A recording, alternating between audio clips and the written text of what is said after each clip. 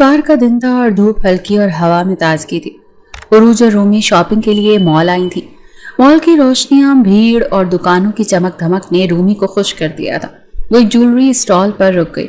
آپ ہی دیکھیں کتنے پیارے کلر کے ایئرنگس ہیں، مجھے تو یہ لینے ہیں۔ رومی نے چمکتی ہوئی بالیاں اٹھا کر دکھائیں۔ عروج نے مسکرا کر سر ہلایا۔ لے لو، جب تک تم یہ دیکھو میں کتابوں والے اسٹال سے کچھ نوٹس دیکھ لوں۔ رومی نے سر ہلایا اور عروج آگے بڑھ گئی۔ کتابوں کا اسٹال تھوڑا آگے تھا جہاں کم رش تھا۔ عروج نے معاشرتی نفسیات پر ایک کتاب اٹھائی اور صفحات پلٹنے لگی۔ چند لمحے گزرے تھے کہ رومی تیزی سے اس کے پاس آئی، چہرہ گھبرایا ہوا اور آنکھوں میں نمی۔ آپی، اس کی آواز کانپ رہی تھی۔ کسی نے مجھے غلط طریقے سے چھوا۔ عروج کا رنگ فق ہو گیا۔ کیا کہا تم نے؟ رومی نے سر ہلایا۔ جی آپی، وہ لڑکا، وہ نیلی شرٹ والا، وہ جولری دیکھ رہا تھا۔ عروج نے ایک لمحہ ضائع کیے بغیر نظریں دوڑائیں۔ تھوڑے فاصلے پر ایک نوجوان نیلی شرٹ میں کھڑا کچھ جولری دیکھ رہا تھا۔ اس کی پشت ان کی طرف تھی۔ اسی نے؟ عروج نے دانت پیستے ہوئے پوچھا۔ رومی نے اس بات میں سر ہلایا۔ عروج کے اندر غصے کی آگ بھڑک اٹھی۔ اس نے بغیر کچھ سوچے سمجھے قدم آگے بڑھائے، آنکھوں میں چنگاریاں اور قدموں میں طوفان۔ وہ لڑکے کے پاس پہنچی، اس کی طرف مڑی اور تھپڑ، ایک زوردار تھپڑ لڑکے کے چہرے پر بجلی کی طرح پڑا۔ ارد گرد کھڑے لوگ چونک گئے، سب کی نظریں اس واقعے کی طرف اٹھ گئیں۔ لڑکے نے گال پر ہاتھ رکھا، حیرت میں ڈوبا۔ عروج، تم پاگل ہو گئی ہو کیا؟ عروج کا سانس تیز تھا، چہرہ غصے سے سرخ۔ گھٹیا انسان، بچوں پر ہاتھ اٹھاتے ہو، شرم نہیں آتی؟ وہ لڑکا شاہزین تھا، اس کا کلاس فیلو، جسے وہ پہلے ہی بدتمیز، لاپرواہ اور غیر سنجیدہ سمجھتی تھی۔ شاہزین نے دانت پیس کر کہا، تمہارا دماغ خراب ہے؟ میں نے کیا کیا ہے؟ عروج نے چیخ کر کہا، میری بہن نے خود بتایا ہے، اس نے تمہیں پہچانا ہے۔ اسی وقت ایک سیلز بوائے بیچ میں آ گیا۔ سر پلیز آپ دونوں آرام سے بات کریں، لوگ جمع ہو گئے ہیں۔ سوالات ہونے لگے۔ کیا ہوا؟ کس بات پر مارا ہے؟ عروج نے سب کے سامنے اونچی آواز میں کہا، اس لڑکے نے میری بہن کو بیڈ ٹچ کیا ہے۔ شاہزین کا چہرہ حیرت اور غصے کا مرکب بن گیا۔ کیا بکواس ہے یہ؟ کہاں ہے تمہاری بہن؟ بلاؤ اسے۔ لوگوں نے بھی کہا، لڑکی سے پوچھ لیں سچ کیا ہے۔ عروج نے رومی کو بلایا جو دور ایک کونے میں سہمی کھڑی تھی۔ وہ آہستہ آہستہ قدم اٹھاتی ہوئی آئی، سب کی نظریں اس پر تھیں۔ رومی، یہی لڑکا تھا نا؟ عروج نے انگلی سے اشارہ کیا۔ رومی نے شاہزین کو دیکھا، پھر نظریں جھکا لیں۔ نہیں آپی، یہ وہ نہیں ہے۔ عروج کے قدم ڈگمگا گئے، دل جیسے حلق میں آ گیا۔ لوگوں نے سرگوشیاں شروع کر دیں۔ اوہ، تو یہ لڑکا بے قصور ہے؟ لڑکی نے بغیر سچ جانے تھپڑ مار دیا۔ عروج کی آنکھیں شرمندگی سے بھر آئیں۔ شاہزین نے تلخی سے کہا، کچھ سمجھ آئی؟ تم نے مجھ پر جھوٹا الزام لگا کر سب کے سامنے میری بے عزتی کی ہے۔ عروج نے کچھ کہنا چاہا مگر الفاظ ساتھ چھوڑ چکے تھے۔ وہ تیزی سے وہاں سے نکل گئی۔ رومی اس کے پیچھے بھاگی۔ گاڑی میں خاموشی چھائی رہی۔ عروج کا ہاتھ کانپ رہا تھا، اسے اپنے عمل پر شدید پچھتاوا ہو رہا تھا۔ وہ بار بار رومی کی بات دہرا رہی تھی۔ تم نے کہا تھا وہی لڑکا ہے؟ اس کی آواز شکستہ تھی۔ رومی نے نظریں نیچے کر لی۔ مجھے لگا وہی تھا، مجھے ڈر لگ رہا تھا آپی۔ گھر آ کر عروج نے خود کو کمرے میں بند کر لیا۔ آئینے کے سامنے کھڑی وہ خود سے نظریں نہیں ملا پا رہی تھی۔ شرمندگی کے بوجھ نے اسے چپ کروا دیا تھا۔ میں نے ایک معصوم پر الزام لگایا بنا سوچے، بس رومی کی بات پر یقین کر لیا۔ کیوں؟ کیونکہ میرے دل میں پہلے سے اس لڑکے کے بارے میں برا تاثر تھا۔ رات گئے وہ بستر پر لیٹی سوچتی رہی۔ وہ جانتی تھی کہ شاہزین کو برا بھلا کہنا آسان تھا، مگر اس کے چہرے پر پڑا تھپڑ اب عروج کے ضمیر پر پڑ رہا تھا۔ کل جا کر معافی مانگوں گی، وہ بڑبڑائی۔ یونیورسٹی کی کینٹین میں خاموشی چھائی ہوئی تھی۔ شاہزین میز پر بیٹھا کافی کے گھونٹ لیتے ہوئے سامنے خلا میں گھور رہا تھا۔ اس کے گال پر وہ سرخی اب بھی باقی تھی جو عروج کے تھپڑ نے چھوڑی تھی، مگر اس وقت چہرے پر دکھ سے زیادہ بے رحم خاموشی چھائی ہوئی تھی۔ وہ بار بار موبائل کی اسکرین دیکھتا جہاں لوگوں نے اس واقعے کی ویڈیو اور تصویریں وائرل کر دی تھی۔ سب نے دیکھا، سب نے سنا، میں وہ نہیں ہوں جو اس نے مجھے بنا دیا۔ اس کے لب سختی سے بھیج گئے۔ وہ اٹھا اور کینٹین سے باہر نکل آیا۔ اگلے دن کلاس میں عروج موجود نہیں تھی۔ شاہزین نے نہ کسی سے بات کی، نہ ہنسا، نہ کمنٹس دیے، مگر اس کی آنکھوں میں ایک سکون سے خالی انتقام ابھر رہا تھا۔ وہ جانتا تھا عروج کا گھر کہاں ہے اور وہ جانتا تھا کہ اسے کیسے سبق سکھانا ہے۔ دوپہر ڈھلے جب عروج رومی کے ساتھ گھر سے باہر نکلی تو کالونی کے گلی نما سنسان راستے پر ایک کالی گاڑی کھڑی ان کے قریب آ کر رکی۔ 3 لڑکوں نے اچانک عروج کو گھسیٹ کر گاڑی میں بٹھایا۔ رومی کی چیخیں گونجی مگر کوئی سننے والا نہیں تھا۔ گاڑی لمحوں میں غائب ہو گئی۔ عروج کو ہوش آیا تو وہ ایک چھوٹے سے مگر صاف ستھرے کمرے میں تھی۔ کھڑکی پر جالی لگی ہوئی تھی، دروازہ بند تھا۔ کمرے کے کونے میں ایک صوفہ اور سامنے میز پر پانی کی بوتل رکھی ہوئی تھی۔ اٹھ کر دروازے کی طرف بڑھی مگر وہ لاک تھا۔ چند منٹ بعد دروازہ کھلا، اندر شاہزین داخل ہوا۔ سفید قمیص کی آستینیں فولڈ کی ہوئی تھی، آنکھوں میں سرد خاموشی تھی۔ عروج نے گھبرا کر پیچھے ہٹتے ہوئے کہا، کیا بکواس ہے یہ؟ مجھے یہاں کیوں لائے ہو؟ شاہزین نے دروازہ بند کیا، آہستہ آہستہ قدموں سے اس کے قریب آیا۔ بکواس نہیں، یہ تو صرف تلافی ہے۔ تلافی؟ تم پاگل ہو گئے ہو؟ لوگ میری غیر موجودگی سے سوال کریں گے، جیسے مال میں لوگوں نے مجھ پر سوال نہیں کیے۔ اس نے جملہ کاٹ کر کہا، 3 دن، بس 3 دن تم یہاں رہو گی، پھر واپس جا سکو گی اپنے انہی خاندان والوں کے پاس جو تمہیں آنکھ بند کر کے سچ مان لیتے ہیں۔ میرا قصور کیا ہے؟ ایک غلط فہمی تھی، عروج نے چیخ کر کہا۔ شاہزین نے طنزیہ ہنسی چھوڑی۔ غلط فہمی؟ میرے لیے وہ لمحہ ایک زندگی کی قیمت پر پڑا ہے۔ تم نے سب کے سامنے میری عزت اچھالی، اب تم وہی سب کے سامنے معافی مانگو گی، یونیورسٹی میں میری آنکھوں میں آنکھیں ڈال کر، اور نہیں تو تمہاری کہانی یہیں رک جائے گی۔ عروج نے گھبرا کر ارد گرد دیکھا، یہ سب غیر قانونی ہے، تم مجھے یوں قید نہیں رکھ سکتے۔ شاہزین نے خشک لہجے میں کہا، تو پھر عدالت چلی جانا، پہلے تم یہ 3 دن تو گزارو۔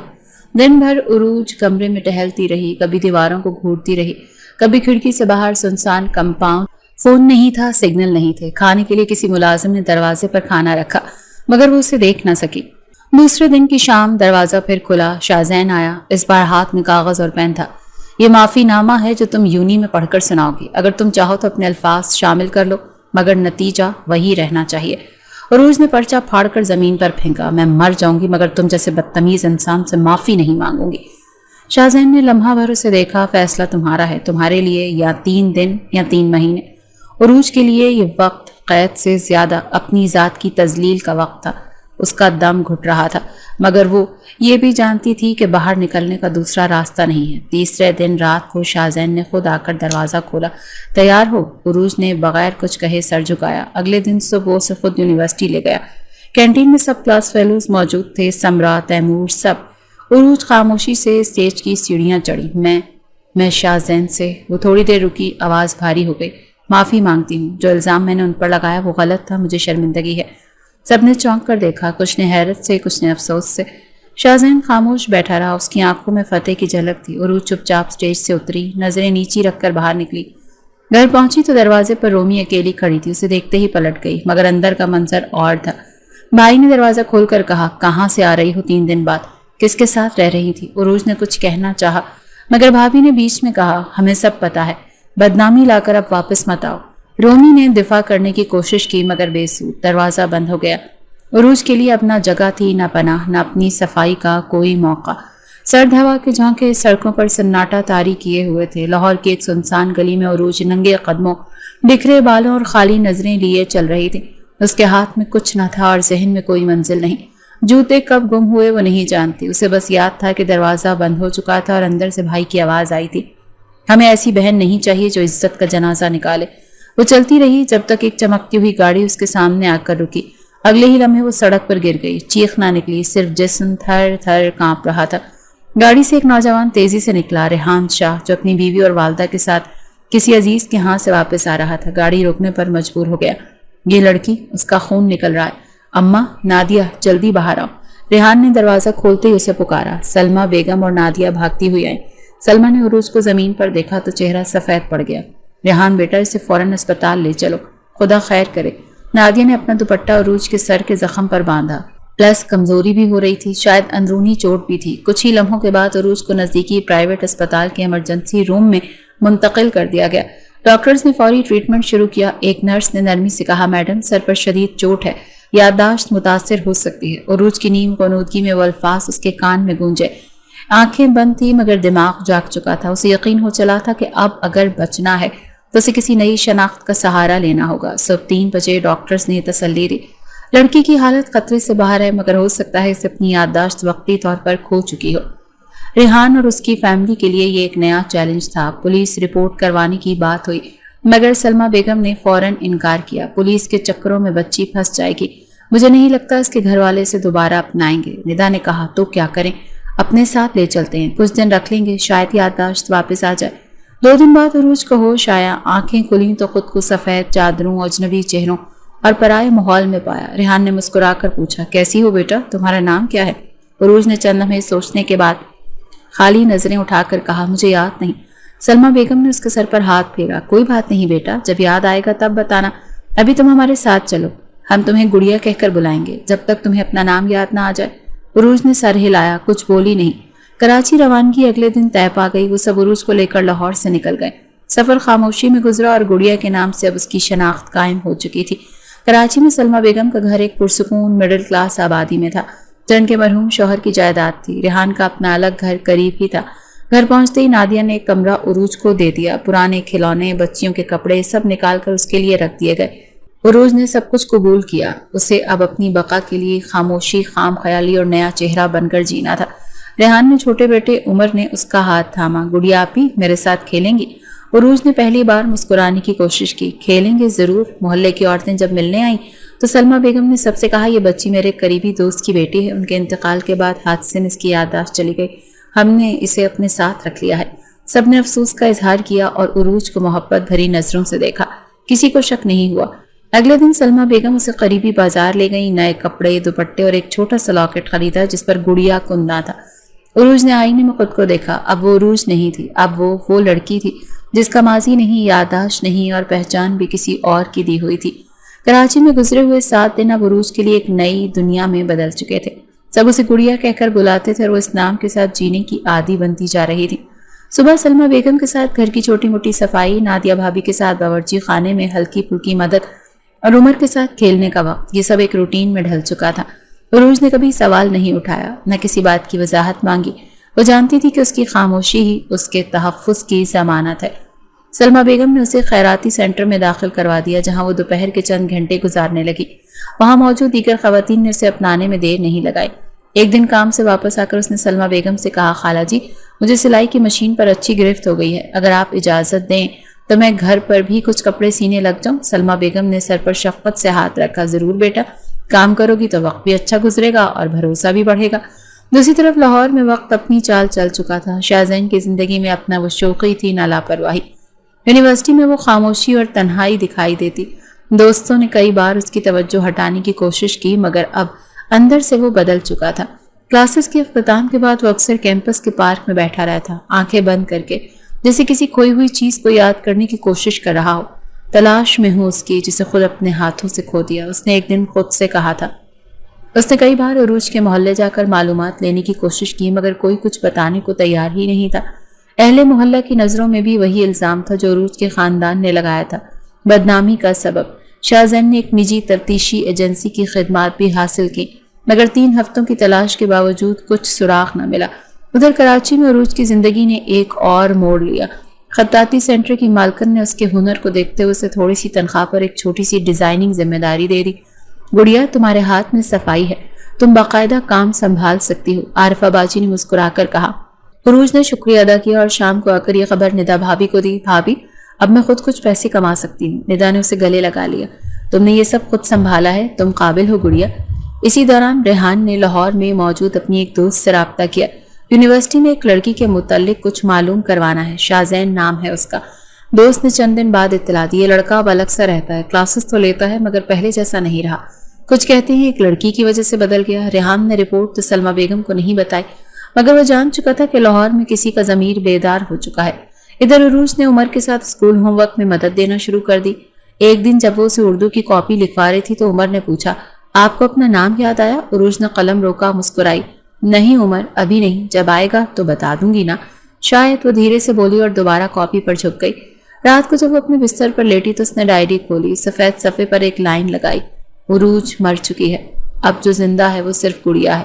پھر اس نے پین بند کیا اور روشنی گل کر دی۔ شاہزین کی ڈگری مکمل ہو چکی تھی مگر اندر کا خلا اب تک باقی تھا۔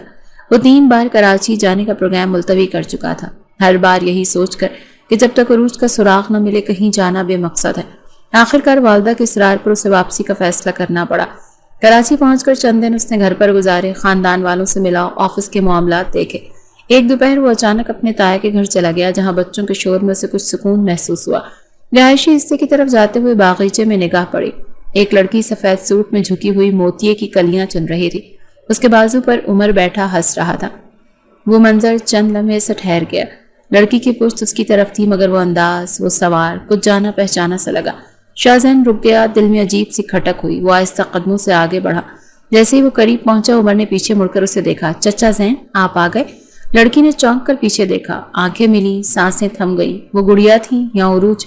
शाहजैन पलक झपकना भूल गया। लम्हे में जैसे सब कुछ साकित हो गया। उरूज के चेहरे पर हैरत छाई, फिर वो अचानक उठकर अंदर की तरफ भागी।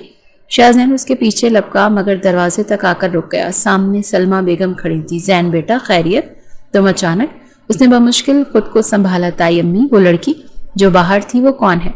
सलमा बेगम ने आंखें चुरा ली। गुड़िया, हमारी गुड़िया एक हादसे में याददाश्त खो चुकी है। कहाँ से आई? बस आ गई। हालात ने उसे लावारिस कर दिया और हमने उसे अपना लिया।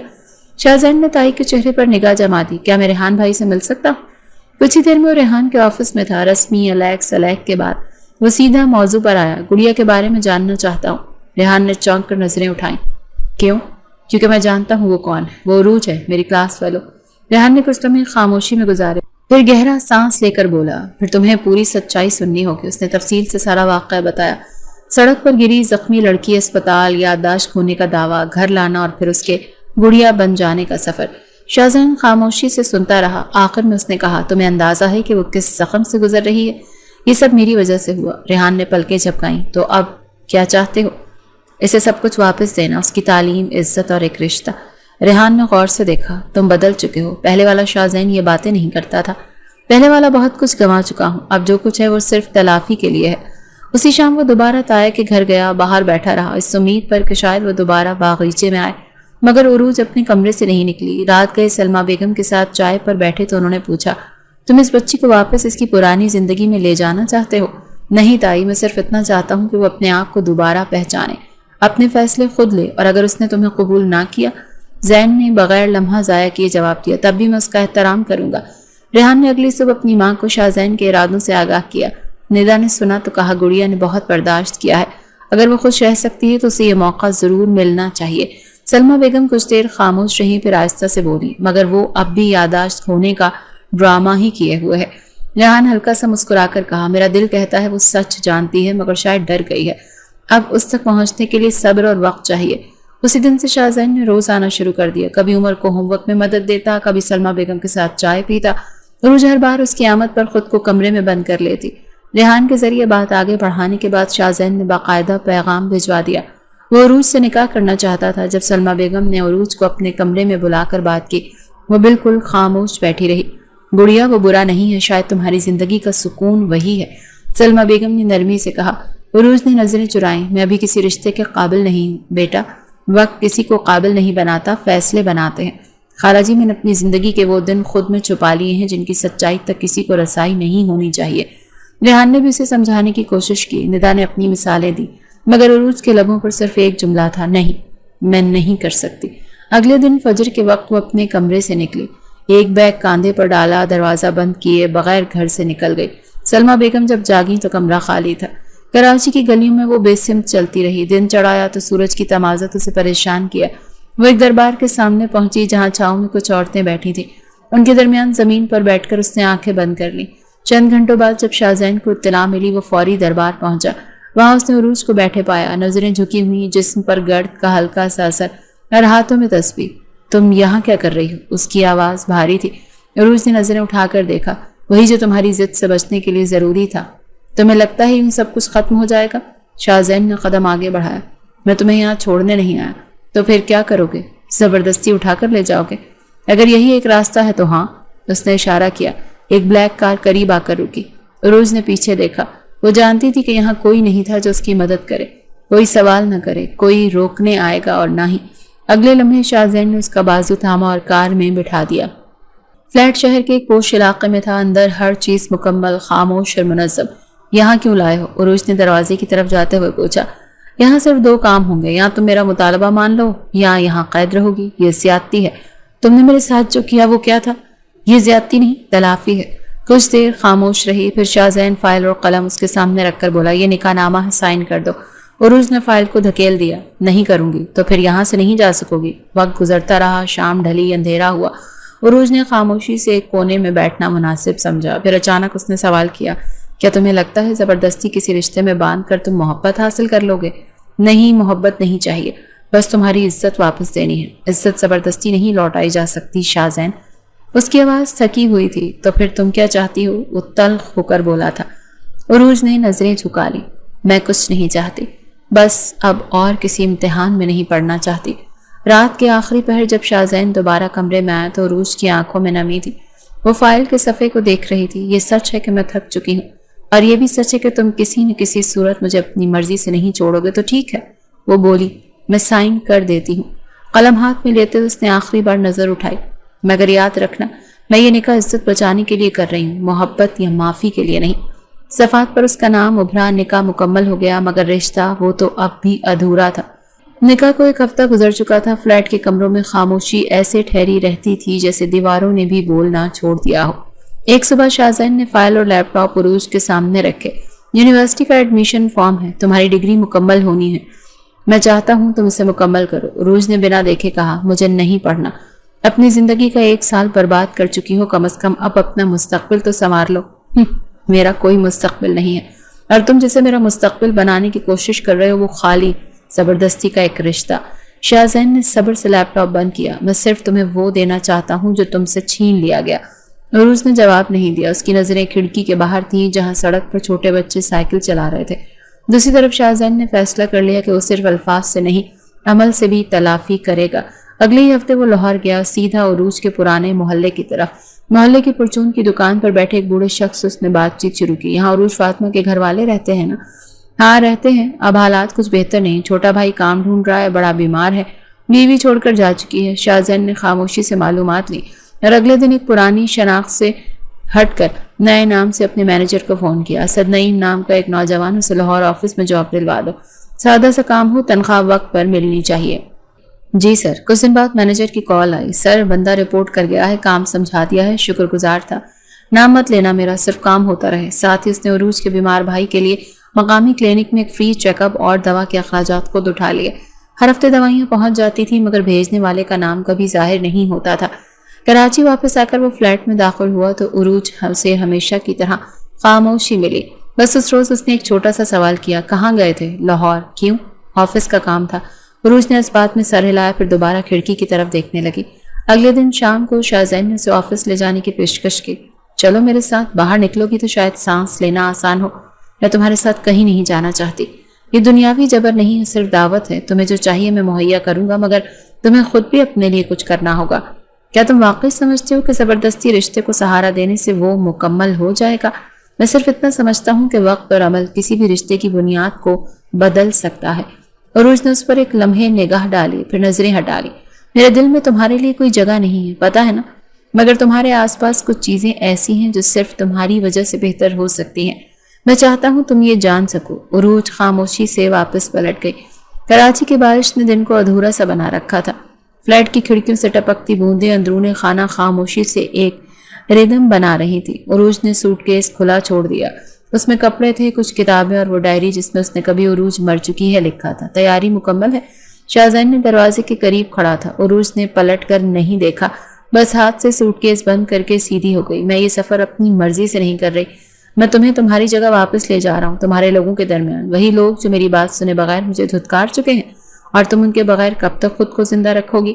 راستے میں خاموشی چھائی رہی۔ شاہزین نے گاڑی میں میوزک نہیں چلایا، نہ ہی کوئی بات چھڑی۔ لاہور کی فضا میں داخل ہوتے ہی عروج کی سانس کچھ بوجھل ہونے لگی۔ گھر پر دروازہ شاہد نے کھولا۔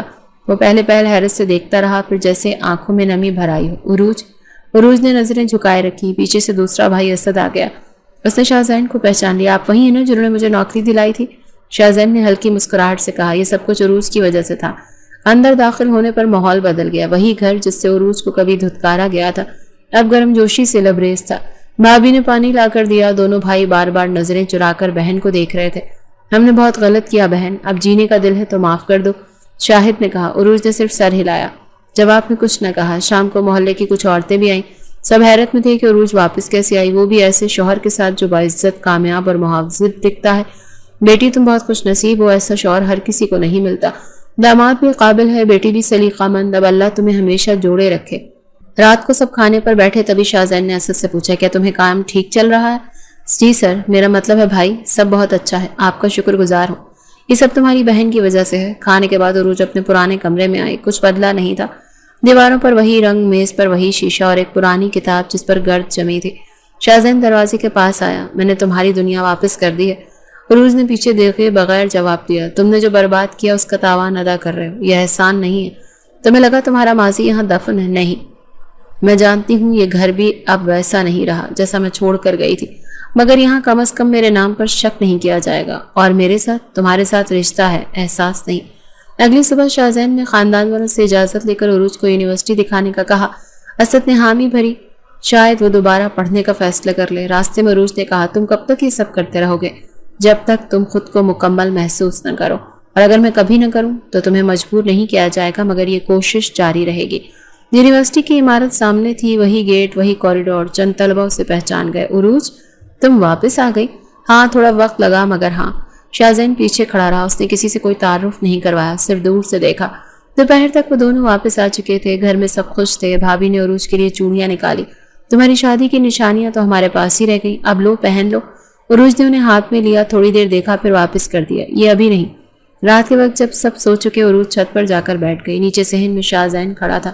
یہ تمہارا گھر ہے اور تمہاری مرضی بھی، میں چاہوں گا تم میرے ساتھ چلو، مگر مجبور نہیں کروں گا۔ عروج نے جواب نہیں دیا، صرف نظریں چاند پر رکھیں اور دل میں خود سے کہا، یہ واپسی مکمل نہیں، بس ضروری تھی۔ رشتہ ابھی بھی ویسا ہی تھا، خاموشی اور خالی، مگر اب وہ دونوں خاموشی کے اندر موجود جگہ کو سنبھالنا جان چکے تھے۔ لاہور کے دن نرم پڑنے لگے، مگر راتیں ٹھنڈی ہوتی جا رہی تھیں۔ عروج اور شاہزین لاہور میں ایک الگ اپارٹمنٹ میں شفٹ ہو گئے۔ اب وہ دونوں ایک ہی کمرے میں تھے، مگر ان کے بیچ خاموشی بدستور دیوار بنی ہوئی تھی۔ ایک ہی بستر، ایک ہی چھت، مگر جذبات الگ الگ دنیاؤں میں بکھرے ہوئے۔ اس رات موسم خلاف معمول تیز ہو گیا، ہوا کے جھونکے کھڑکی کے پٹ کھڑکھڑانے لگے۔ اچانک بجلی چلی گئی، پورے گھر میں اندھیرا چھا گیا۔ عروج گھبرا گئی، وہ ایسی خاموش اور تاریکی سے ہمیشہ خوفزدہ ہو جاتی تھی۔ اس نے پلنگ سے اٹھ کر قریب کھڑے شاہزین کی طرف قدم بڑھائے۔ باہر کی لائٹ بھی بند تھی، اس کی آواز ہلکی سی تھر تھرا رہی تھی۔ شاہزین نے موبائل کی ٹارچ آن کی اور کہا، ڈرو مت، کچھ دیر میں واپس آ جائے گی۔ عروج نے اس کے قریب آ کر کھڑی ہو گئی۔ مجھے کچھ گھبراہٹ سی ہو رہی ہے۔ شاہزین نے ایک لمحے کے لیے اسے دیکھا، اس کی آنکھوں میں وہی اضطراب تھا جو برسوں پہلے پہلی ملاقات میں تھا، مگر اس بار اس اضطراب میں ایک عجیب قربت بھی چھپی ہوئی تھی۔ بیٹھو یہیں میرے پاس، جب تک روشنی نہیں آتی، وہ پلنگ پر بیٹھتے ہوئے بولا۔ عروج دھیرے سے بیٹھ گئی، اس کا ہاتھ کانپ رہا تھا۔ بجلی کی غیر موجودگی، باہر گرجتی ہوا اور کمرے کی خاموش فضا نے لمحے کو بوجھل کر دیا تھا۔ کبھی کبھی مجھے لگتا ہے کہ میں خود سے بھی اجنبی ہو گئی ہوں، عروج نے بے خیالی میں کہا۔ تم بدلی ہو لیکن اجنبی نہیں، شاہزین نے جواب دیا۔ عروج نے رخ موڑ کر اس کی طرف دیکھا۔ چند لمحے یوں ہی گزرے، پھر اچانک کمرے کی فضا بدلنے لگی۔ شاہزین نے اس کے ہاتھ کو تھاما۔ کیا میں تمہارے قریب آ سکتا ہوں؟ عروج نے نظریں جھکا لیں، لب کانپے، مگر زبان نے نہ کہا اور نہ انکار۔ لمحہ آگے بڑھنے لگا، ایک انکہی اجازت دونوں کے درمیان جاری ہو چکی تھی۔ شاہزین نے آہستہ سے اس کے چہرے کو چھوا، وہ ساکت رہی، آنکھیں بند کر لیں، پھر وہ خود پر قابو نہ رکھ سکا۔ کمرے میں سناٹا برقرار رہا، مگر احساسات کی لہریں بھر گئیں۔ فاصلہ ختم ہوا اور دونوں کے درمیان ایک ایسا تعلق قائم ہو گیا جو صرف نکاح نامے میں بندھا ہوا نہیں تھا، مگر اس میں رضامندی کی مکمل جھلک بھی نہیں تھی۔ رات کا ایک پہر گزرا، بجلی آ چکی تھی۔ عروج پلنگ کے دوسری طرف منہ چھپا کر بیٹھی تھی، اس کی آنکھوں سے آنسو نکل رہے تھے۔ وہ رونے کی آواز نہیں نکال رہی تھی، صرف آنکھوں سے آنسو بہنے دے رہی تھی۔ شاہزین نے محسوس کیا، وہ چپ چاپ بیٹھا رہا، پھر آہستہ سے بولا، مجھے لگا تم تیار ہو۔ عروج نے سر اٹھایا، نہیں، میں تیار نہیں تھی، بس کمزور ہو گئی تھی۔ میں نے تمہیں مجبور نہیں کیا، مگر تم نے لمحے کو پہچانا نہیں، تم نے میرے خوف کو قربت سمجھ لیا۔ کمرے میں پھر خاموشی چھا گئی۔ وہ دونوں ایک ہی بستر پر تھے، مگر فاصلے پہلے سے کہیں زیادہ گہرے ہو چکے تھے۔ شاہزین نے کروٹ لی، اور اگر میں نے غلطی کی ہے تو میں سزا کے لیے تیار ہوں، مگر یہ جان لو میں نے تمہیں کبھی نقصان پہنچانے کا ارادہ نہیں کیا۔ عروج نے ہاتھوں سے آنکھیں پونچھی، میری زندگی پہلے ہی اتنی الجھی ہوئی تھی، تم نے اسے اور الجھا دیا۔ صبح کی روشنی ان کے درمیان ایک اور سناٹا لے کر آئی۔ عروج خاموشی سے اٹھ کر غسل خانے چلی گئی۔ جب وہ باہر آئی تو بیگ میں چند کپڑے رکھنے لگی۔ شاہزین نے قریب آ کر پوچھا، کہاں جا رہی ہو؟ اپنے بھائیوں کے پاس، مجھے کچھ وقت چاہیے۔ کیا میں کچھ کہہ سکتا ہوں؟ اب کوئی بات باقی نہیں، عروج نے مختصر جواب دیا۔ کچھ ہی دیر بعد وہ گھر سے نکل گئی۔ پیچھے ایک ایسا رشتہ رہ گیا جو قانونی تو تھا لیکن جذباتی طور پر خالی اور ٹوٹا ہوا۔ عروج کے میکے پہنچنے پر دونوں بھائی حیران تو ہوئے، مگر اس کے چہرے پر چھائی خاموشی نے سب سوال روک دیے۔ شاہد نے دروازے پر ہی کہا، سب خیریت ہے؟ عروج نے نظریں جھکا کر بس اتنا کہا، کچھ دن رہنے کے لیے آئی ہوں۔ اسد نے اندر آ کر نادیہ کو بلایا جو دوپہر کے کھانے میں مصروف تھی۔ عروج آئی ہے؟ نادیہ بھاگ کر باہر آئی۔ ارے اکیلی؟ شاہزین ساتھ نہیں آیا؟ उरूज ने अंदर कदम रखते हुए कहा, नहीं। वो सीधा अपने पुराने कमरे में चली गई, दरवाजा बंद किया और बैक साइड पर रखकर बिस्तर पर बैठ गई। शाम को शाहजैन आया, चेहरे पर वाज़े परेशानी थी। दरवाजा शाहिद ने खोला, थोड़ा सख्त लहजे में कहा, क्या हुआ? उरूज यहाँ क्यों आई है? उससे बात करना चाहता हूँ, वो आराम कर रही है, तुम बैठो, मैं बुलाता हूँ। चंद लम्हे बाद नादिया उरूज के कमरे में गई। जैन बाहर बैठा है, तुमसे बात करना चाहता है। मैं नहीं मिलना चाहती। उसकी आवाज़ साफ और खुश्क थी। नादिया बाहर आई, वो नहीं मिलेगी। शाहजैन ने एक पल को सोचा, फिर जेब से एक छोटा सा लिफाफा निकाला और नादिया के हाथ में दिया। ये उसे दे देना, मैं ज़बरदस्ती नहीं करूँगा। वो खामोशी से वापस चला गया। उरूज ने लिफाफा खोला, अंदर हाथ से लिखा गया मुख्तसर सा नोट था। अगर तुम्हें लगा मैंने तुम्हें नुकसान पहुंचाया तो मैं माफ़ी मांगता हूँ। अगर तुम्हें लगा मैंने तुम्हें कमज़ोर समझा तो मैं शर्मिंदा हूँ, और अगर तुम वापस ना आओ तब भी मैं तुम्हारा इंतज़ार करूँगा। खामोश मगर सच्चा। उरूज ने पर्चा वापस बंद किया, मगर दिल में सवाल बाकी रहा। अगले दिन मामूल के मुताबिक असद दफ्तर चला गया, चाहे डॉक्टर के पास और नादिया बाजार। उरूज घर में अकेली थी। उसने आहिस्ता आहिस्ता घर के काम संभालने शुरू कर दिए। वो अब किसी बहस में उलझने के मूड में बिल्कुल भी नहीं थी। एक दिन नादिया उसे साइड लेडी डॉक्टर की क्लिनिक ले गई। जब उरूज को चक्कर आने लगे, इब्तदाई चेकअप के बाद डॉक्टर ने फाइल बंद की और कहा, मुबारक हो, आप माँ बनने वाली हैं। उरूज ने पलकें झपकी, कुछ देर कुछ ना बोली। नादिया ने हैरत से पूछा, उरूज तुमने हमें बताया क्यों नहीं? मुझे खुद नहीं मालूम था। घर आकर वो देर तक कमरे में बैठी रही, फिर एक कॉपी निकालकर अपने लिए नोट्स बनाती गई। महीने, तिब्बी एहतियातें और वो सवालात जो शायद वो खुद से भी नहीं पूछ पाती थी। चंद दिन बाद नादिया ने खुद शाहजैन को फ़ोन किया, उरूज माँ बनने वाली है, तुम्हें पता होना चाहिए। शाहजैन की सांस रुक गई। क्या वो ठीक है? ठीक है, मगर तुम्हारा जिक्र तक बर्दाश्त नहीं करती। मैं उसका फैसला मानता हूँ, मगर बच्चा मेरा है, इसकी खबर मुझे देना बंद न करना। वक्त गुजरता गया और उसने खुद को मुकम्मल तौर पर एक अलग सांचे में ढाल लिया। सुबह की सैर, दोपहर का आराम, रात की दवाएं और हर हफ्ते क्लिनिक का चक्कर। मोहल्ले की औरतें हैरान थीं कि वो तन्हा क्यों है। नादिया हर बार यही कहती, ससुराल में कुछ रंजिश हो गई है, वक्ती बात है, ठीक हो जाएगी। एक दिन जब शाहिद को इल्म हुआ कि उरूज अस्पताल से चेकअप करवा कर आई है तो वो देर तक खामोश रहा। शाम को उसने कहा, शाहजैन अगर गलती पर है तो उसे माफ़ी मिलनी चाहिए, मगर अगर वो संजीदा है तो हम कब तक अपनी बहन को तन्हा रखेंगे? असद ने भी हामी भरी, कम अज़ कम इसका बच्चा तो अपने बाप का हकदार है। उरूज ने ये बातें सुनी मगर खामोश रही। दूसरी तरफ शाहजैन ने हर हफ्ते अपनी मसरूफियात से वक्त निकाल कर लाहौर फ़ोन किया, सिर्फ ये जानने के लिए कि वो कैसी है। उसके दोस्तों को भी नहीं बताया कि वो बाप बनने वाला है। एक दिन रेहान शाह से बात करते हुए उसने कहा कि शायद वो कभी वापस ना आए, लेकिन मैं कभी दूर नहीं हूँगा। रेहान ने मशवरा दिया, एक बार खुद जाकर देख लो। माँ बनने वाली औरत को सिर्फ माली मदद नहीं, जज्बाती तहफ़्फ़ुज़ भी चाहिए होता है। शाहजैन ने कुछ न कहा, मगर अगली सुबह उसने गाड़ी लाहौर की तरफ मोड़ दी। मंजिल एक पुराना खामोश रिश्ता था जो अब एक नए वजूद की सूरत ले रहा था। शाहजैन जब लाहौर पहुंचा तो सीधा भाई शाहिद के घर गया। इस बार दरवाज़ा असद ने खोला। उसे देखकर कुछ लम्हे रुका, फिर एक तरफ होकर कहने लगा, आओ बैठो। अंदर हॉल में नादिया चाय बना रही थी। शाहजैन ने नजरें दौड़ाई, मगर उरूज नजर न आई। वो कमरे में है, आराम कर रही है। डॉक्टर ने कुछ दिन का आराम तजवीज़ किया है। नादिया ने उसे इत्तला दी, मैं उससे मिलना चाहता हूँ, सिर्फ चंद मिनट। खामोशी से, अभी बेहतर नहीं, वो तुमसे बात नहीं करना चाहती, शाहिद ने दो टोक अंदाज में कहा। शाहजैन ने चंद लम्हे कुछ सोचा, फिर सर हिला दिया। ठीक है, मगर मुझे ये बता दें कि उसे किसी चीज़ की ज़रूरत हो तो मैं चाहता हूँ कि सब पूरा हो। सब कुछ है, अगर कुछ कम हुआ तो हम खुद इत्तला दे देंगे, असद ने कहा। शाहजैन ने बैग से एक फाइल निकाली। स्पेशलिस्ट गायनेकोलॉजिस्ट की प्राइवेट कंसल्टेंसी का पैकेज है, उरूज को वहाँ ले जाना बेहतर रहेगा। मैंने पेशगी पेमेंट कर दी है, सिर्फ जाना है। शाहिद ने फाइल ली, कुछ कहने ही वाला था कि नादिया बोली, शुक्रिया, हम ले जाएंगे। शाहजैन ने दोबारा एक बार दरवाजे की तरफ देखा, फिर खामोशी से बाहर निकल गया। अगले दिन जब उरूज को फाइल दिखाई गई तो उसने कुछ देर तक उसे खोला भी नहीं। नादिया ने कहा, यह सब तुम्हारे शौहर ने करवाया है, मैं जानती हूँ, वो अब सिर्फ खामोश मदद करना जानता है। ये मदद नहीं, फिक्र है, नादिया ने आहिस्तगी से कहा। अस्पताल के नए चेकअप में माहौल कदरे बेहतर रहा। डॉक्टर ने तफसील से सब समझाया, नए टेस्ट लिखे और महाना सोनार की तारीखें तय की। वापसी पर गाड़ी में उरूज खामोश बैठी रही। नादिया ने महसूस किया, क्या तुम्हें अब भी लगता है कि वो सिर्फ ज़बरदस्ती से रिश्ता निभा रहा है? नहीं, अब मुझे लगता है वो सच में चाहता है कि सब कुछ वापस आए, मगर जो एक बार टूट जाए वो मुकम्मल नहीं होता। दूसरी तरफ कराची में सलमा बेगम और नादिया भाभी दोनों ने जब सुना कि उरूज माँ बनने वाली है तो दुआ करते हुए बोली, अल्लाह उसे सब्र दे और इस बच्चे के वसीले से सब कुछ ठीक कर दे। शाहजैन ने कराची से लाहौर के लिए हर हफ्ते एक छोटा सा पार्सल रवाना करना शुरू किया। कभी ताज़ा फूलों का डब्बा, कभी विटामिन सप्लीमेंट्स, कभी हाथ से लिखा एक छोटा सा नोट जिस पर कभी सिर्फ ये लिखा होता, तुम्हारी फिक्र मेरी आदत बन गई है।